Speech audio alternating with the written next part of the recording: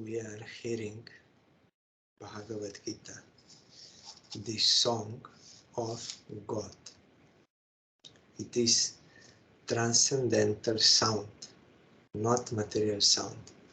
This sound, if we receive it with service attitude, with submission, it can liberate us from this material existence and can bestow devotion to Krishna.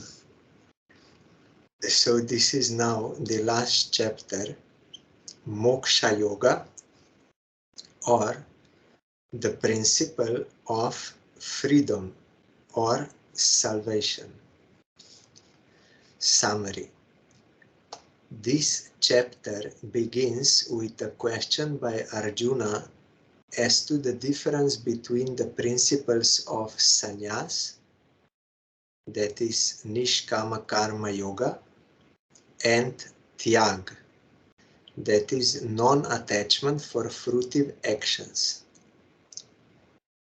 The Supreme Lord replies that sannyas is the disinterested performance of all duties, setting aside all fruitive and selfish actions, while Tyag consists in ignoring the results of all fruitive actions, daily and causal.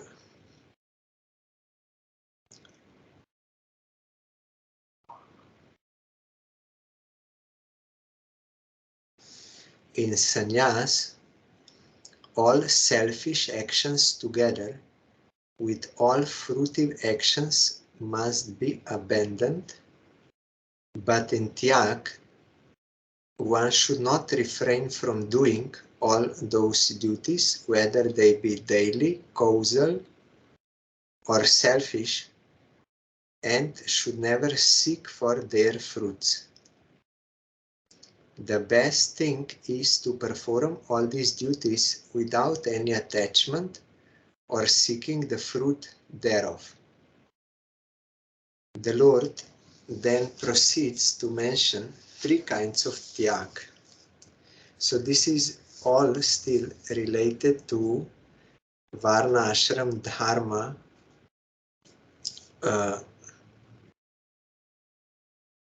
for conditioned jivas. But by the grace of Chaitanya Mahaprabhu and Sadhu Sangha which he provides, we can awaken our eternal relation with Krishna and immediately get that faith. By serving Krishna, you serve all. So one can serve Krishna by Shravan, Kirtan, etc. And for the maintenance of his body, with a view so that he can perform this type of devotion to Krishna, he can accept those things which are congenial for this, from Varna Ashram and all this. But Chaitanya Mahaprabhu does not recommend this gradual procedure of gradual purification because he's most munificent. He's giving us direct process. The Lord then proceeds to mention three kinds of tyag, that is sattvic, rajasic and tamasic, and their characteristic features. Then he comes to the 5 causes of success of actions, without which no action can be done. That is 5 factors, we will know. This is very important point to deeply think on the 5 factors of this karma action. Otherwise we may be in false ego, either in the sense that I am doing everything, or another is also false. I am not doing anything. I have no any responsibility. That is also wrong.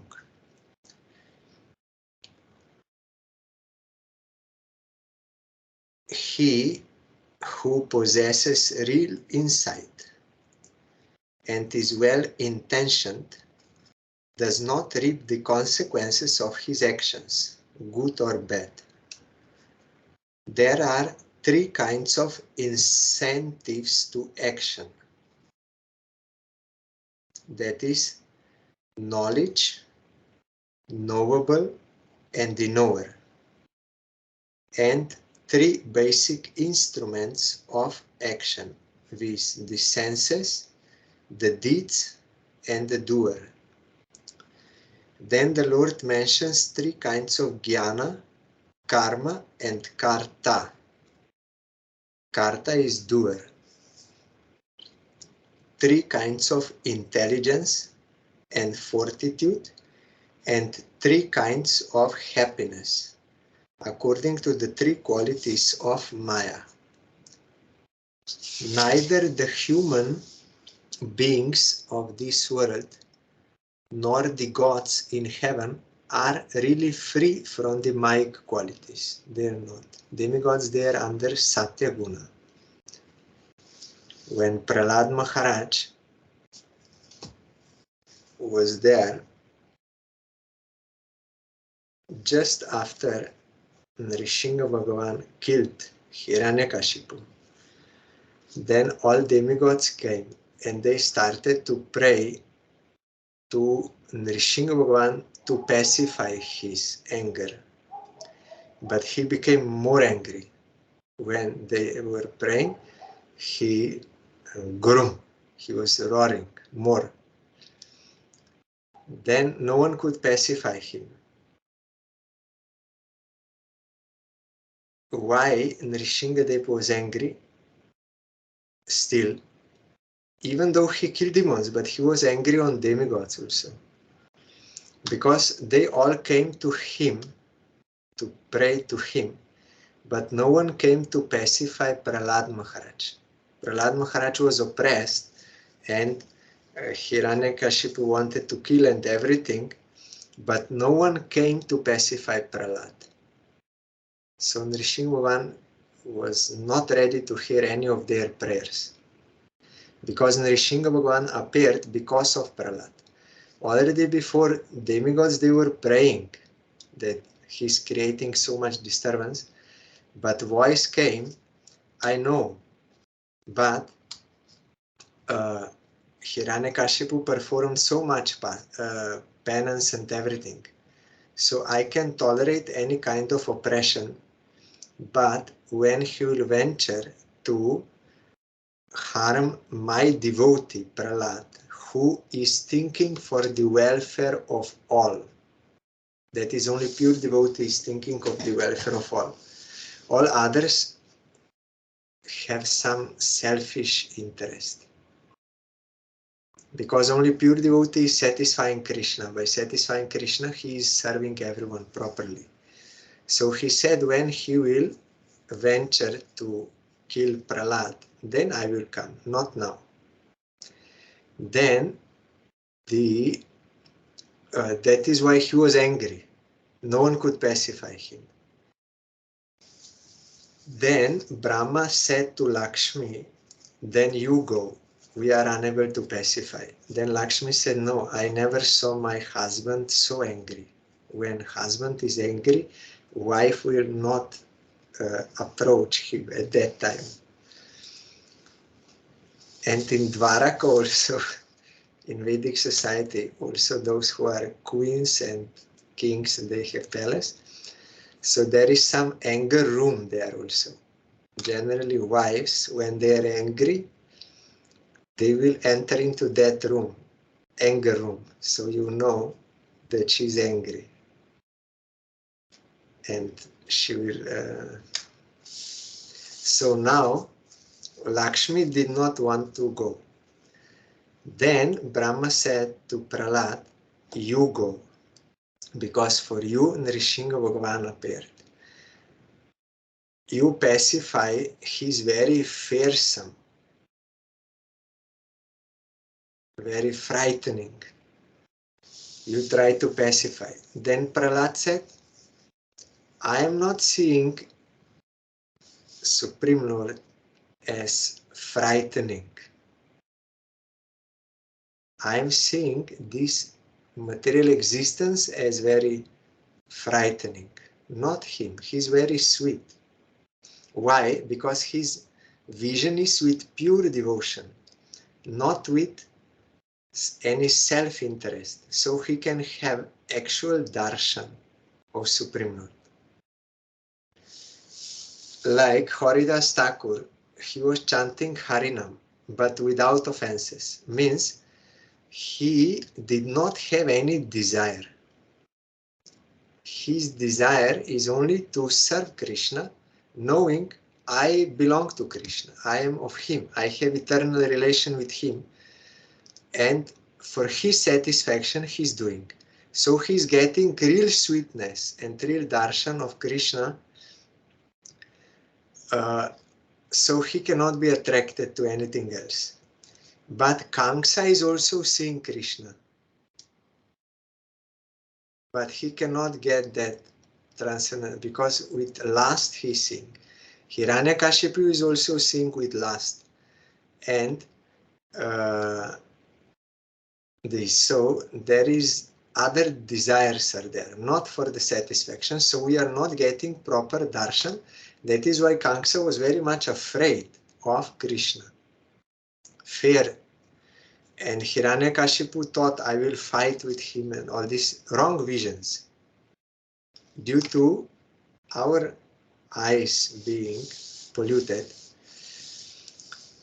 So he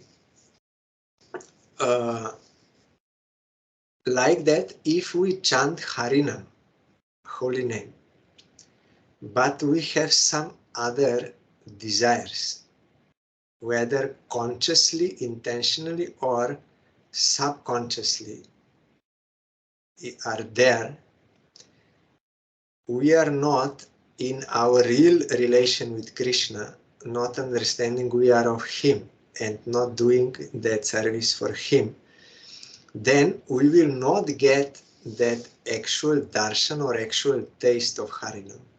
So it will be difficult for us, and without any taste, and we will not get that due to these offenses. So those who are devotees, sadhakas, by the grace of bona fide Guru, they will have that faith that Krishna is eternal master, we are his eternal servant, up to some degree that will be there. So they will not intentionally chant for some other reasons, but will chant with faith. Like Rupa Goswami told, you have to chant with faith as a medicine, as a taking medicine. We will not be able to get the real taste until we remove that disease of ignorance, like jaundice. So they will practice, and gradually by this sincere practice based on faith, they will be able to remove all those anarthas and ignorance and offenses, and they can then chant pure name for the satisfaction of Krishna. They will get bliss. But if someone is intentionally, due to total ignorance of Sambandha Gyan with Krishna, like karmis, gyanis, yogis, they will also do Nam Kirtan, but with other targets, intentionally, because they have no Sambandha Gyan with Krishna. Gyanis, they think that is some illusionary. Karmis, they think he is a god to give us the fruit. And the yogis, they will think he's will give mystic power or will merge there or something. So intentionally with that thing. So that is full with offenses. But devotees, those who are sincere sadhakas, they still have those things in themselves, but they are gradually being removed by their faithful practice with faith. So there is a difference.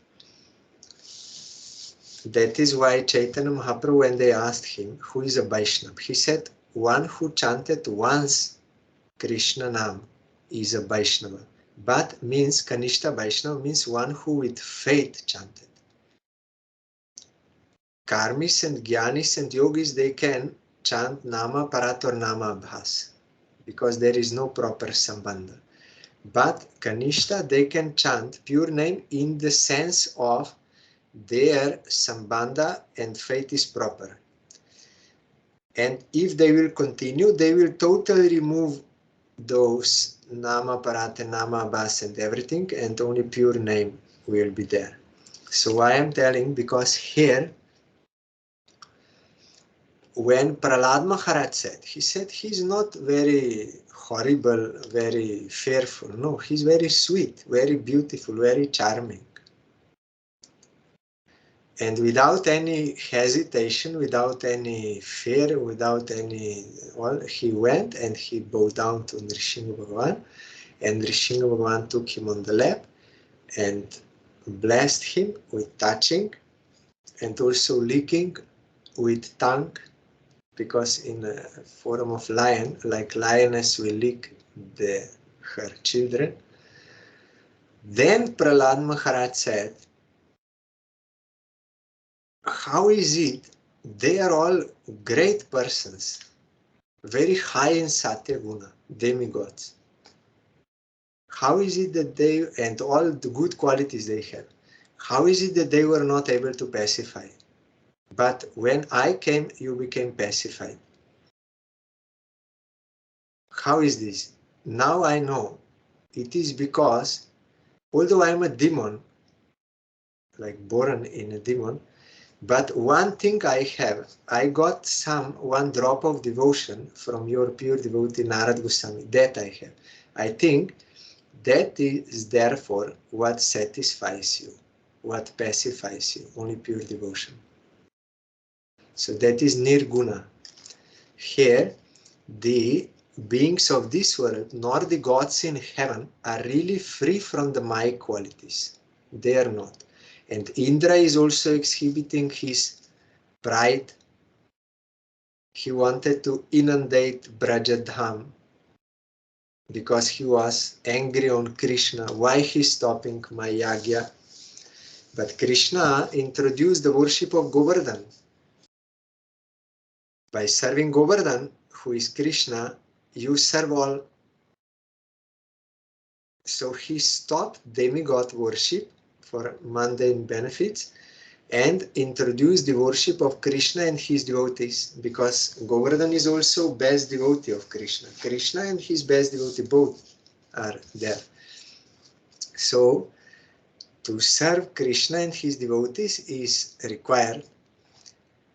And Indra became angry due to self-desire not fulfilled. Pride. Why he's stopping my worship? Then he got a lesson.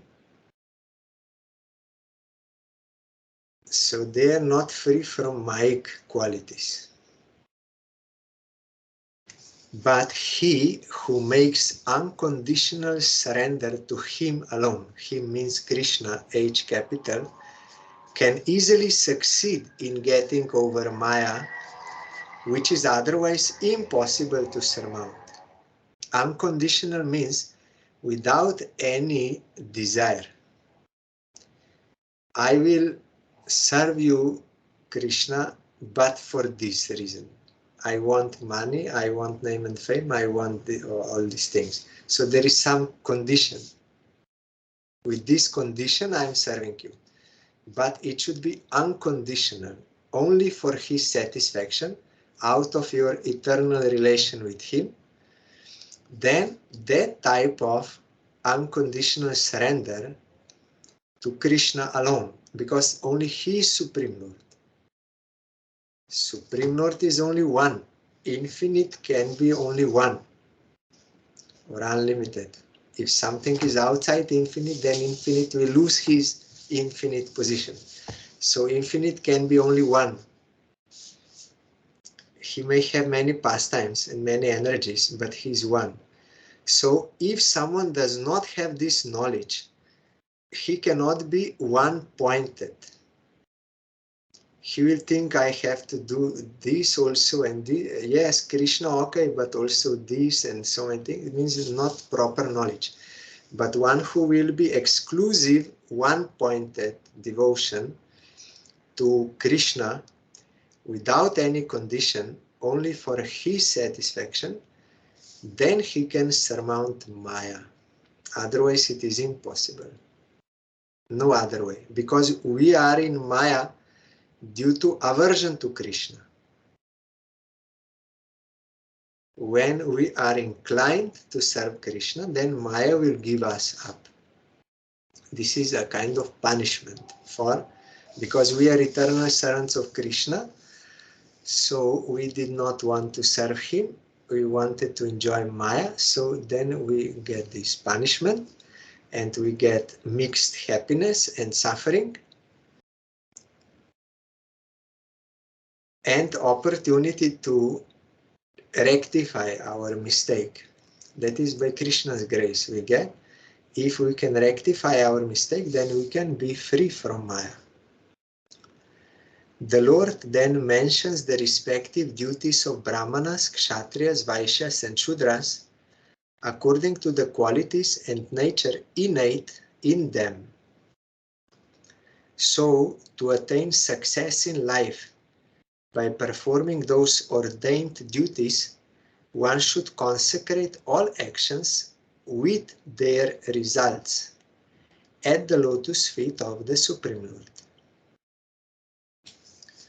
Incomplete performance of one's own duties, swadharma, according to one's nature and qualifications, is better than nicely performed paradharma or others' duty, that is to say, duty not assigned to him.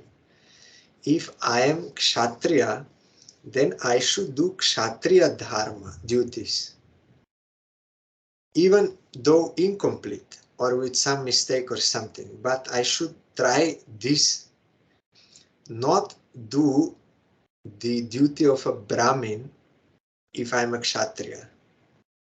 Even if I may do that very nicely, perfectly, still that is not proper. So Krishna is making this very clear, because that is not duty assigned to him. This is still, of course, according to this process. But actually our swadharma in reality is we are not of this world of Triguna. We are of Krishna. We belong to him. That is our swadharma, to serve him. So we should not do any other duty, paradharma, but we should do swadharma. That is, we have to serve Krishna. That is the intention of Krishna at the end, of conclusion. But when we are going that gradual procedure to come to that point, then that is okay. But that is that process. Mahaprabhu gave another one.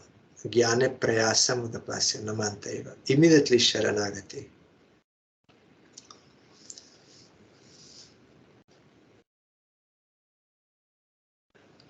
Then the Lord explains how a jiva attains Brahman, the acme of his jnana, after attaining success in Nishkama Karma Yoga and the characteristic features of one who has realized Brahman. In Rupa Goswami's Upadeshamrita also we find in that verse that Krishna is happy with karmis, those who are performing duties according to Shastra. He is satisfied with them because they are not only enjoying this world whimsically, they do whatever they like and everything they want to enjoy. No. Karmis are better. They're in Satyaguna. But when karmis, they will perform these duties with giving up the results, They will do Nishkama Karma without it. Then they will get the fruit of purification of heart, and Gyan will reveal in their heart that I am not of this world. I am spirit. They will not have relation. So these Gyanis, they are more dear to Krishna than Karmis because they gave up all non-eternal desires altogether. They want a liberation. But more than the Gyanis are those who gave up Gyan and started serving Krishna, like for Kumaras. And then there are gradations of devotees. Highest are Gopis and highest Radharani in Rupa Goswamis. So we get this effect of Nishkama Karma Yoga and of Jnana by chanting Harinam. Because, without offenses, when Mahaprabhu told first verse of Shikastaka, he said, Cheto Darpana Marjanam. You will purify your heart. That will be first effect of chanting holy name. So, the result of Nishkama Karma Yoga you will get by chanting. And Bhava Mahadavagni Nirvapanam. You will extinguish the fire of material existence, forest fire of material, that is liberation, you will get by chanting Harinam. And then Shriyah Kairava Chandrika Vitaranam, then you will get eternal welfare also, positive, that is in the service of Krishna. So everything we can get by Harinam. Mahaprabhu is so merciful, he came to practice this and teach by his own example. This is most easy process and easily available and for all, whether you are rich, poor, healthy, sick, old, young, woman, man, kshatriya, brahmin, or whatever conditioning you have. To everyone, this chanting of holy name is available. Because all are children of God, all have a right to call their Father God. So if they will just call him, then automatically they will get these all results of karma and gyan, and they will get devotional result also. The devotion they will get. That is why Haridas Thakur at that time, when they were discussing what is the result of chanting Harinam. So some said your sinful reactions will be destroyed. Some said you will get liberation. Then Haridas Thakur said that is not the actual fruit. Actual fruit is Krishna Prem. That you will get as a side effect. Then that Brahmin became very much disturbed. Why he's saying this? I don't believe. If it is not true, I will cut off your nose. Haridas Thakur said it is true. What I can say? I cannot change what is the truth. It is in scripture, and of course Haridas Thakur realized he is not only having theoretical knowledge, he realized this. So what he can say? He cannot change. He will say, okay, in order to please you, to flatter you, I will say, no, it is not true. No. Devotee, realized devotee, they will always speak the truth. So he said, it is the truth.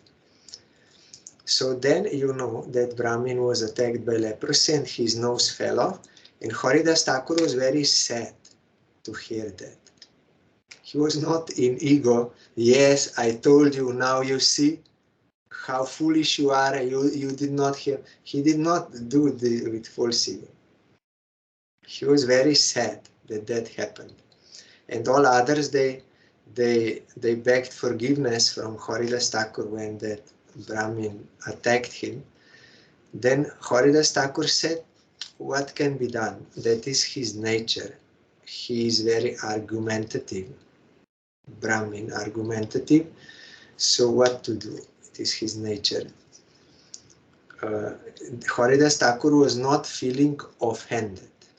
Real devotee is never feeling offended because he has no false ego. When I have false ego, then I will feel offended, disrespected, all these things. So it is not so easy. We have to do bhajan and cross over. It is not so easy. And it gradually also happens. And those who are sadhaka devotees, they will try. And even if ego will come, then after some time they will feel sorry. They will repent, regret, and try to rectify like this. Devotees. So we should tolerate. But those who are real conditioned souls, not practicing sadhana, they will never give up their pride. And they will take revenge, they will, everything they will do. They will not repent. For them, this is one kind of good quality to be developed more and more. Pride, self-confidence, pride, and all this. You have to be this. So that is the difference. But sadhaka devotees, they will understand. Although they may not be fully free, but they will understand and they will regret if their ego came. So here, Nishkama karma yogi will get Gyan, will realize Brahman, transcendental spirit. And there are certain features of one who realized Brahman. That is, Nashochati na Kankshati. He will not lament for losing anything of this world, and he will not hanker for anything of this world. So he cannot be disturbed or angry. Real pure devotees, they may also exhibit anger, but that is out of compassion, not out of unfulfilled material desire. That is different thing. Then he states, Krishna states, that a jiva attains divine love when he is enlightened by the true knowledge regarding himself, means Krishna, and his blissful abode by means of pure devotion.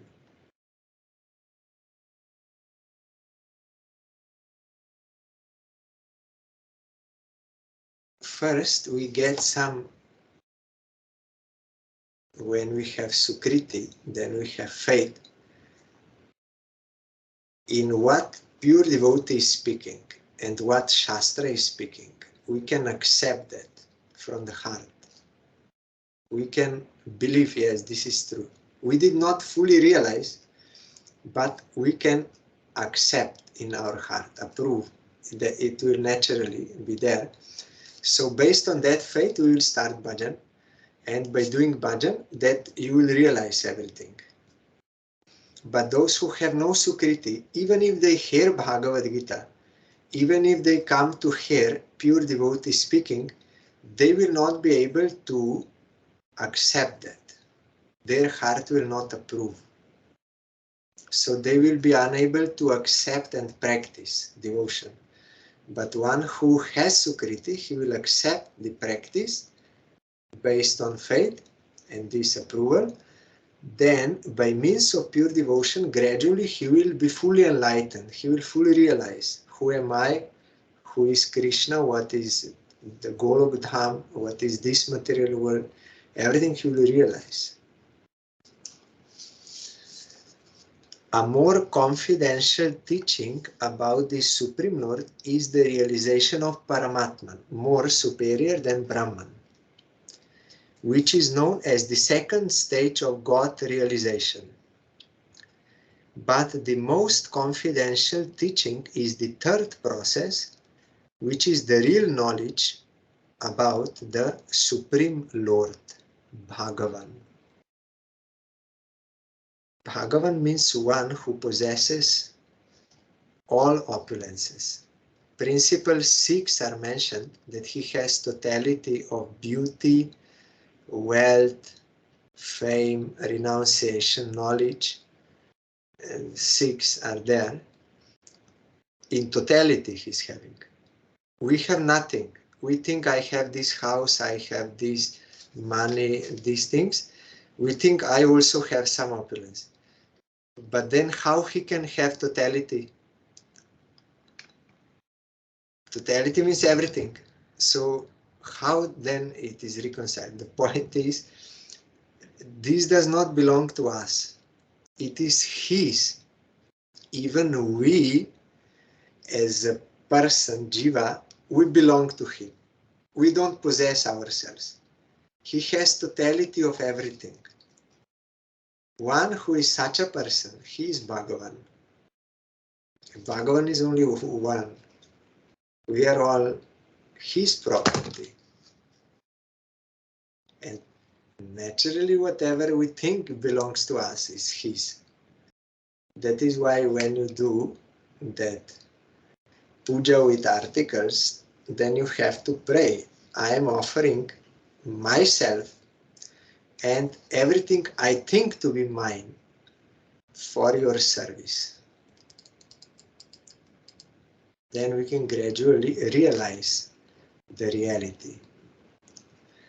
So that is Bhagavan, one who possesses all opulences. In Brahman and in Paramatma there is no Leela.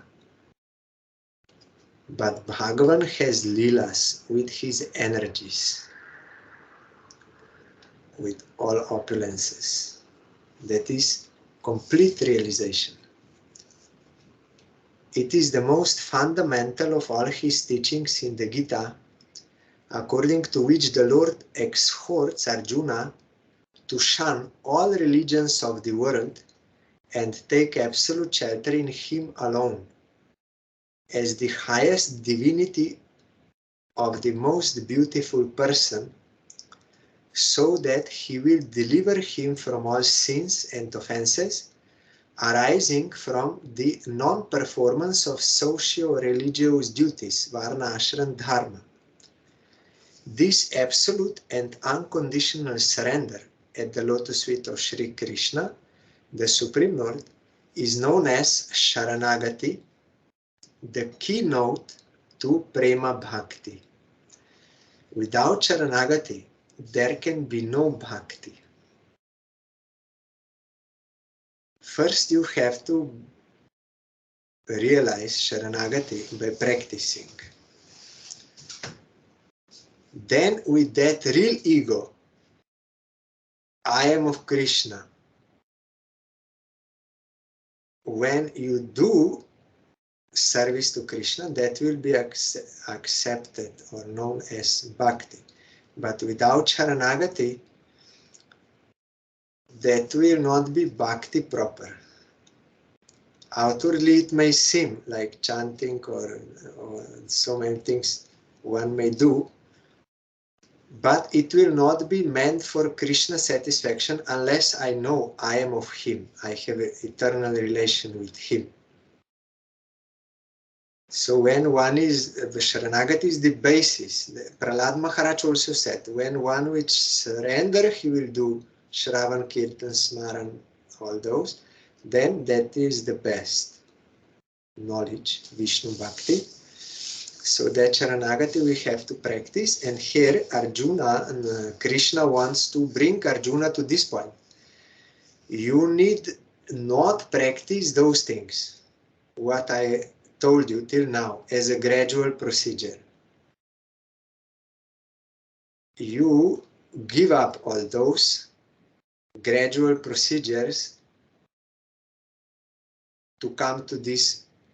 Those procedures are meant to bring you to Sharanagati. But here Krishna is directly ordering Arjuna, You belong to me. You should serve me. I am Supreme Lord. I am origin of everything. I am the root of everything. Everything is mine and everything. If you will serve me, that is the best. Then Arjuna said, if I will exclusively serve you, and I will not do my Kshatriya duty and my duty to parents and this, so many things, I will not do duties. Will I not commit sin by neglecting those duties? Then Krishna will say, no.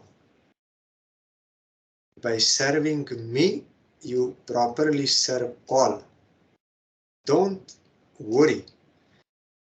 I will rescue you from all sins. Means you will not commit any sin. Because by watering at the root of a tree, you will do proper nourishment to all.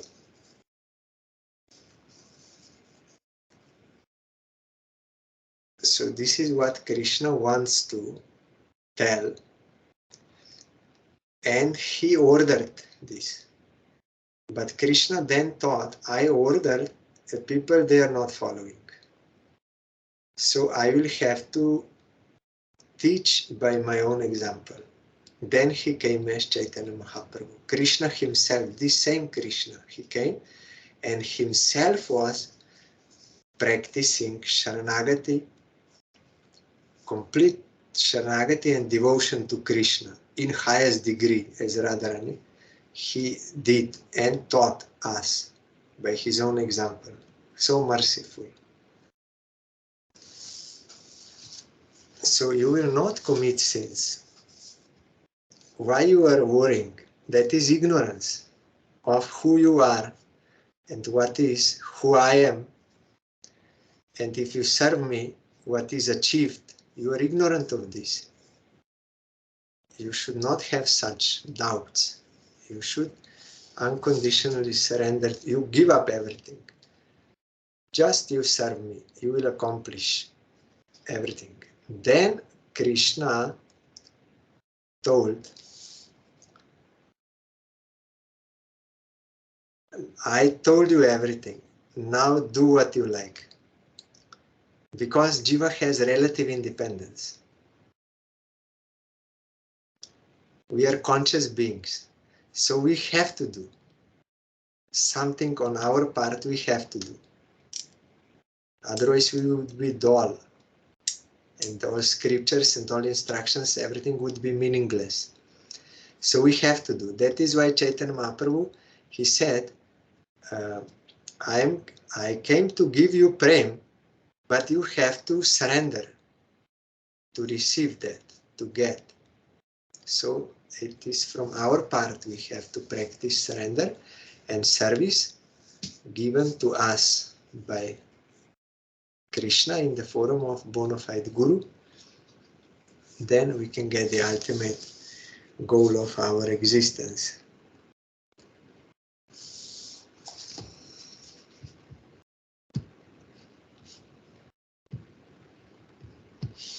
Arjuna Uvach Sannyasasya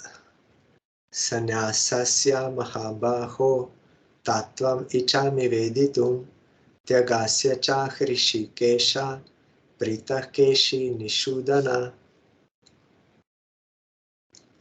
Then Krishna will say, oh Arjuna, what did you decide?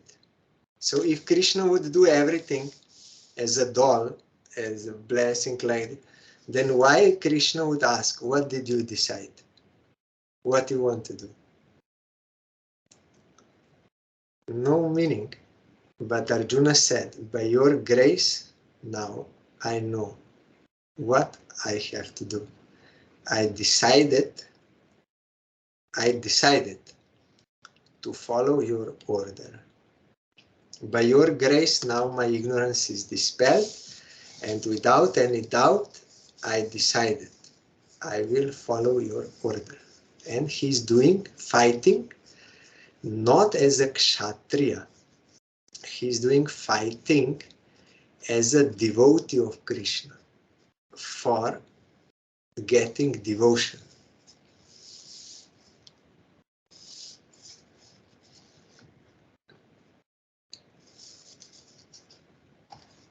So this first verse, Arjuna, willing to hear in a nutshell, in conclusion, said to Krishna, O Hrishikesh, O Keshi Nisudan.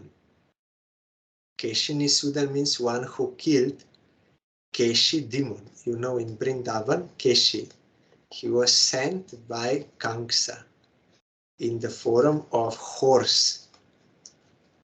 He was disturbing. Then Krishna killed him. That is why you have Keshi Ghat, very famous in Vrindavan.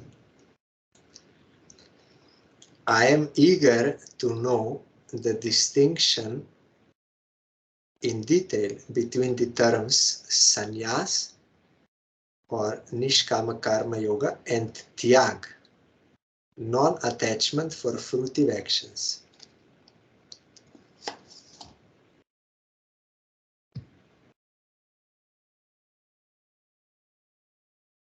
Right.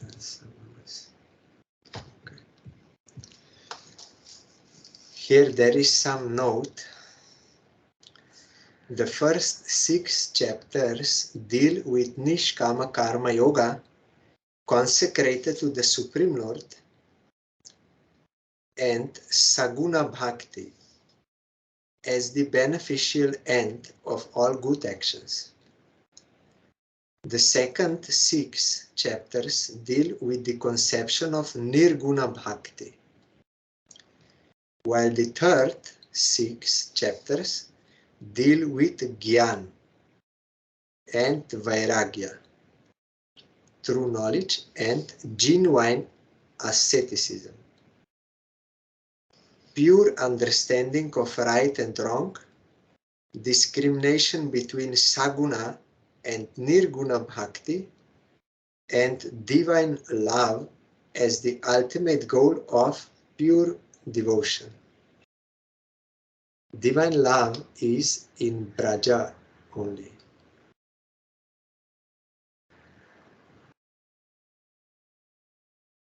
In other Vaikuntha there is worship.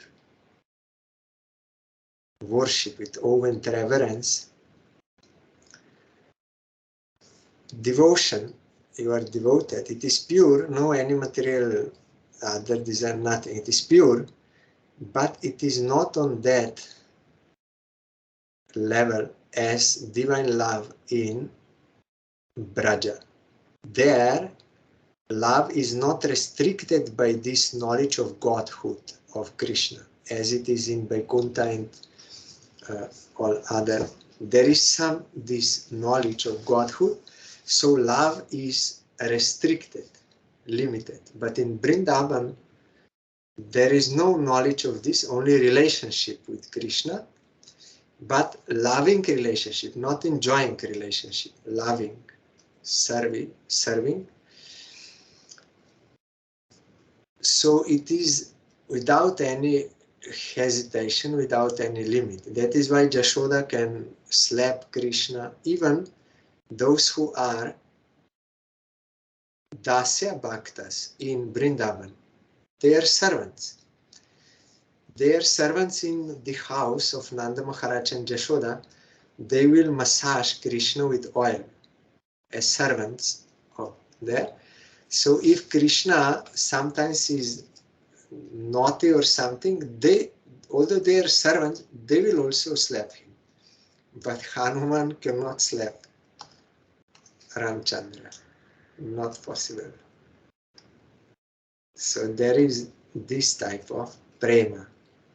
But we should be very careful not to mistake lust of this world with prema and try to jump and imitate.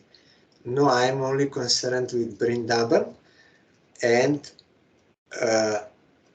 by worldly that lust, they try to understand that Leela and they try to enjoy Krishna. That will not work.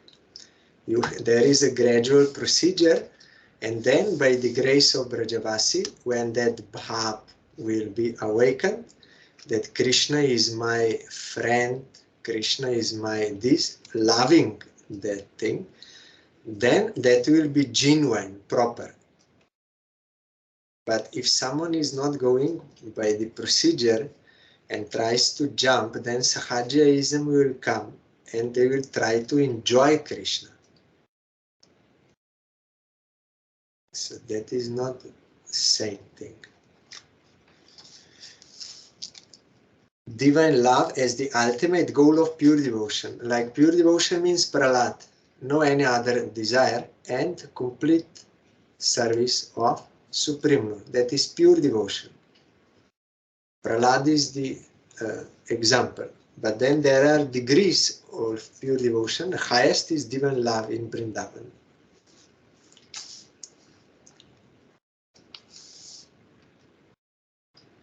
Such is the purport pointed out in the Gita by the sages of yore, by previous sages, realized souls.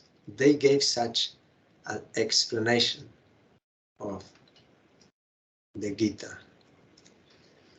All words of advice so far given up to chapter 17, Arjuna wants to hear in a nutshell, in conclusion. All words of advice so far given up to chapter 17, Arjuna wants to hear in a nutshell in this conclusion, this chapter.